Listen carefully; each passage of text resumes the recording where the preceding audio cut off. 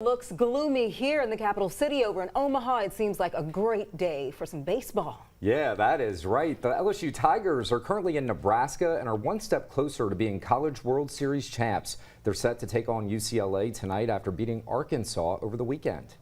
WFB's John Eads is also in Nebraska as the Tigers prepare to play ball in less than an hour. John?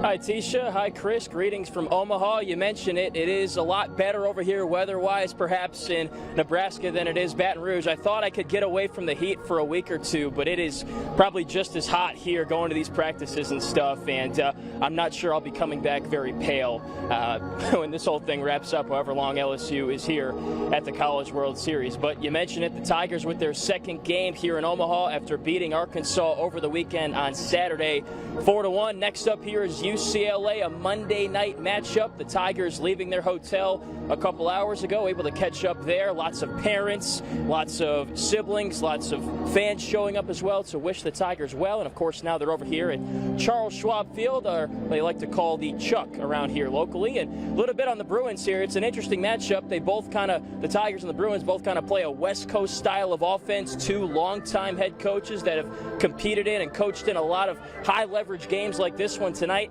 Anthony Anderson, the starting pitcher for the Tigers this evening. He's a guy from California, and what's funny is that he actually grew up just about 45 minutes or so away from the campus of UCLA and would attend a lot of those games as a fan. Now he's got an opportunity to pitch against the Bruins here tonight.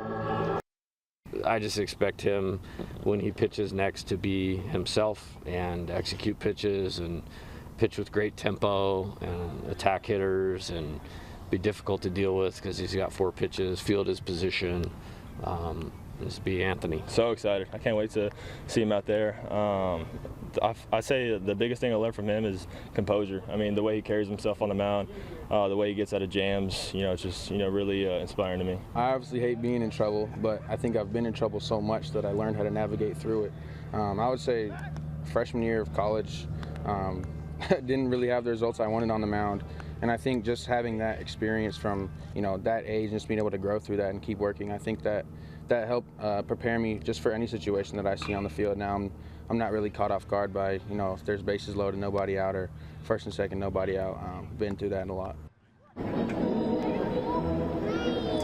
So Anderson on the mound. On the other side, a right-hander as well for UCLA, Landon Stump. And Coach Johnson has made a lot of lineup changes in the postseason. That continues here this evening. Derek Curiel is back leading off after being in the kind of latter portion of the lineup against Arkansas. Ethan Fry, Stephen Milan will bat 2 and 3. Jake Brown is in the cleanup spot. Then you got Jared Jones, who was 0 for 5 with 5 strikeouts the other day, but stayed after practice, worked with Jay Johnson privately.